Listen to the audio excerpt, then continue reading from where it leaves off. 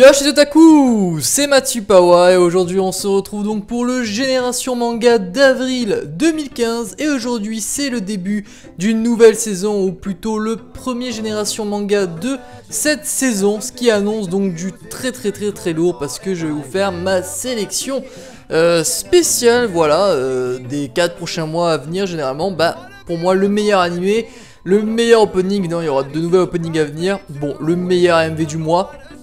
Et une nouvelle rubrique qui sera donc la rubrique news. Alors je voulais en faire une comme ça, j'en avais fait une qui était anecdotique plutôt, c'était pas vraiment de la news, c'était vraiment voilà, une petite information très sympathique, plus ou moins d'ailleurs. Et cette fois non, ça va être une news en rapport avec un animé, un manga, une annonce de sortie, quelque chose comme ça. Et voilà, pour vous prévenir de l'arrivée de cette nouvelle rubrique. En tout cas nous on va directement enchaîner avec l'animé du moment.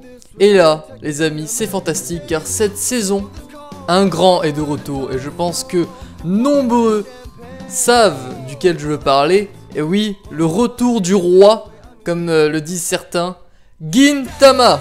Et oui, Gintama est de retour avec une nouvelle saison. Gintama explose tous les records sur le site MyAnimeList pour ceux qui connaissent. Chacune des saisons de Gintama se retrouve dans le top 10 de MyAnimeList, plus un de ses films. C'est juste exceptionnel. Alors il n'y a pas beaucoup de votants, mais en tout cas, on va dire, si je puis me permettre, le cercle fermé qui ont vraiment tenu jusqu'au bout ces saisons de Gintama peuvent se permettre de noter, de mettre des 9 et des 10 parce ils le savent eux que Gintama c'est magnifique. Tout simplement, alors je vais vous le dire, pour ceux qui veulent se lancer dans Gintama, j'étais le premier à dire que c'était nul. C'est-à-dire que j'avais maté les 10 premiers épisodes, j'en pouvais plus, j'étais une sorte de momie, une loque, etc. Je savais plus quoi faire, je fais putain mais c'est de la merde Gintama, etc. Parce que le début, c'est comme, alors peut-être que des personnes ne seront pas d'accord avec moi, mais pour moi Gintama, le début c'est vraiment une coquille vide. On est balancé comme ça, il se passe des conneries, on comprend rien, on fait mais putain mais c'est con, il n'y a aucune logique. Moi je cherche toujours de la logique, par exemple dans Tokyo Ghoul, vous savez que j'ai fait une réflexion, j'ai cherché d'où venaient les ghouls, etc. Là dans Gintama, les extraterrestres ont des têtes de chiens, des têtes de léopards, enfin c'est complètement borderline. Et finalement, eh bien c'est juste fantastique, c'est-à-dire que après 30-40 épisodes, ce qui est quand même énorme, hein, c'est carrément des doubles saisons d'animation japonaise, eh bien on commence à rentrer dans cet univers et on commence nous aussi à être borderline et finalement on rigole. En fait c'est comme si c'était devenu notre groupe de potes. Vous savez la vie c'est pas tout le temps rigolo, mais quand on commence à s'habituer à certaines personnes, et bien finalement on rentre dans des délires que on peut que comprendre entre soi. Et c'est généralement ça qui est le plus marrant en fait. C'est les délires entre potes, c'est-à-dire on fait des putains de délires de dingue, mais quelqu'un qui arrive à côté il fait mais ils sont cons ceux-là, tu vois. C'est exactement ça Gintama. Et c'est là vraiment c'est l'animé qui m'a fait le plus rire. C'est aussi l'animé qui m'a fait le plus pleurer. C'est exceptionnel à quel point l'auteur arrive à changer d'une émotion à l'autre, de switcher comme ça, c'est juste exceptionnel. Il y a des moments vraiment super profonds, je me rappellerai toujours du chapitre avec le vieil homme et son chien. Il voulait absolument pas mourir avant l'autre parce que sinon ça ferait de la peine à celui qui est encore en vie alors que son meilleur ami est mort. Enfin c'était énorme, finalement ils sont morts en même temps après avoir fait une dernière balade entre maître et chien. Enfin c'est des trucs, ça paraît super con mais en fait putain qu'est-ce que c'est profond et c'est fort. Et il y a des moments où on te sort des putains de passages philosophiques et au final je sais pas, on arrive à passer du registre de l'humour d'un coup. Enfin c'est exceptionnel franchement. Gintama c'est exceptionnel. Alors vraiment voilà, il faut y aller quoi. C'est 30 à 40 épisodes de merde où vous allez rien comprendre, vous allez dire mais putain c'est pas possible, ce truc est nul à chier. Et après les fights ce sont les meilleurs que j'ai pu voir, on est intense, on est là, on a vraiment l'impression que c'est notre pote, on fait allez tu le vois il force, il est là. On pourrait dire comme par exemple dans les premiers One Piece où vraiment bon c'était pas redondant quoi, vous savez au début Luffy galérait à chaque fois, on disait allez vas-y Luffy tu vois. Bon maintenant c'est tout le temps un peu ça, c'est un peu pourri, on est même plus dans le truc, c'est trop redondant justement. Mais Gintama c'est pas ça, il y a tellement en fait peu de fights, c'est-à-dire que sur les plus de 250 épisodes que vous avez, il doit y avoir allez, quoi, 40 épisodes de combat. Mais les épisodes de combat ils sont fantastiques. Alors il y a des arcs de combat complètement borderline encore, avec de la référence au mythe japonais. Ça peut vraiment paraître bébête comme ça, mais Gintama c'est quand même super profond. Et eh bien pour aller en profondeur, il faut creuser. Voilà, donc à vos pelles les amis, je vous invite à aller découvrir ensemble le centre de la Terre, découvrir Gintama. Voilà, c'était un petit peu long, un joli monologue, mais voilà, il fallait présenter Gintama. Voilà, Gintama c'est juste magnifique, c'est largement un de mes animés préférés, il y a rien à dire dessus, c'est superbe, même s'il met beaucoup donc de temps à s'installer. On se retrouve donc voilà pour la rubrique opening et ending. Alors attendez que je me remémore. Oui, l'opening que j'ai choisi aujourd'hui, il est magnifique. Oh mais aujourd'hui on est sur les chefs-d'œuvre, c'est un truc de dingue. Alors l'opening a été fait par Ufotable, donc un studio d'animation. Je pense que vous savez lequel c'est. Voilà, j'ai eu un trou là. Puisque c'est l'anime qu'ils sont en train de produire en ce moment même, qui est donc Fat Stay Night Unlimited Blades Work, l'opening 2. Cet opening est juste merveilleux les amis, regardez-moi ça, les animations sont au top. Alors le seul petit bémol que je pourrais dire, c'est que je trouve les têtes des persos encore un peu plates en fait. Je trouve les persos plats, il n'y a pas assez de jeux d'ombre, de traits repassés, vous savez, un petit peu comme de l'aliasing dans les jeux vidéo. Voilà, bah je trouve que l'aliasing dans les animés ça passe super bien, un petit peu comme il y a dans Shingeki no Kyojin, ça donne vraiment de la profondeur aux personnages. Là ils sont plats. On a l'impression qu'ils se fondent avec l'arrière-plan en fait, c'est bizarre. Mais sinon c'est juste superbe. Il y a une petite animation de combat dans l'opening avec le mec qui a sa lance là, Lancer. Il fait une sorte de rayon laser, enfin c'est juste superbe. Je crois l'opening j'ai dû l'écouter sans mentir hein, 50 fois d'affilée sans m'arrêter. C'est-à-dire j'ai pris carrément plus d'une heure à juste replay l'opening. C'était juste abusé, j'étais comme ça, je me suis putain mais c'est magnifique. Voilà, donc vraiment un gros opening. On va se retrouver donc maintenant pour la rubrique AMV. Et bah non, qu'est-ce que je raconte comme connerie? C'est pas du tout la rubrique AMV, vous m'y avez cru. Et oui, la rubrique AMV est la dernière rubrique du Génération Manga. C'est bel et bien la rubrique News qui va venir juste avant ce greffer là. Et pour cette news, alors vous allez vous dire, bon, c'est un peu évident ce qu'il a choisi ce mois-ci. Non, les amis, c'est que vous me connaissez mal.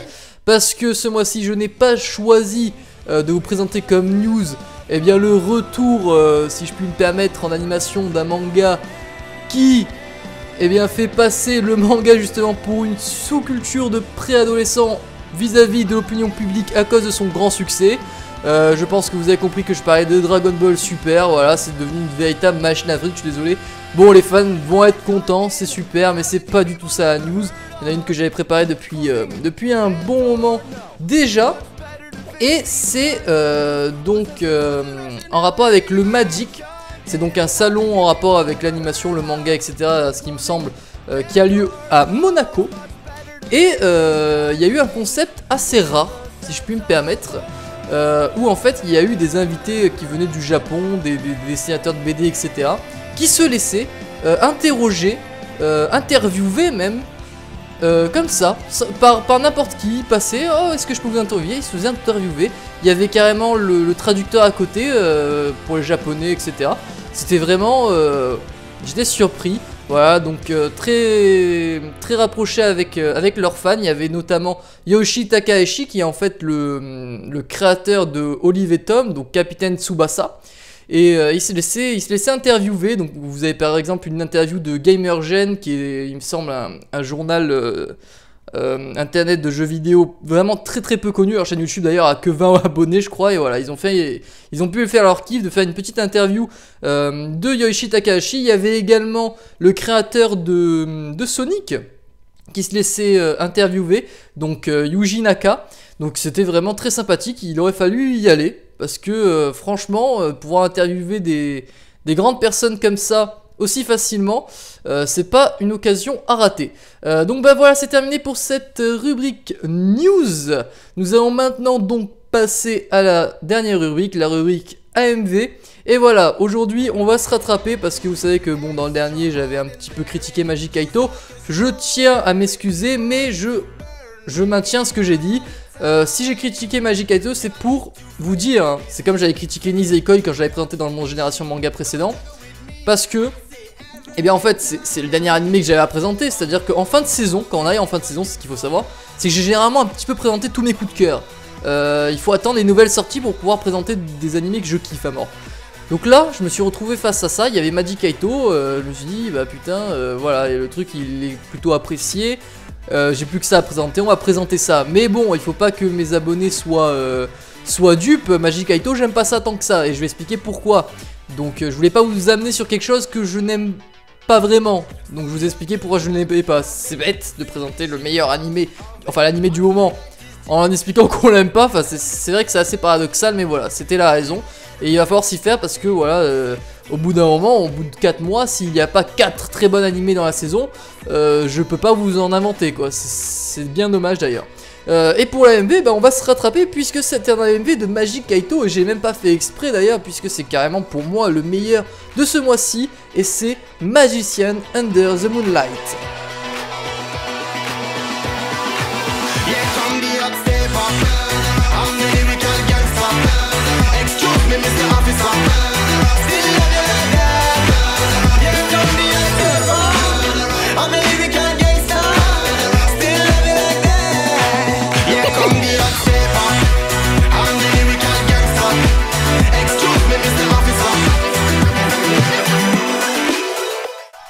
Et voilà les amis, c'est déjà fini pour ce Génération Manga de avril 2015. On se retrouve donc pour le tableau du Génération Manga comme d'habitude. Le professionnalisme me manque.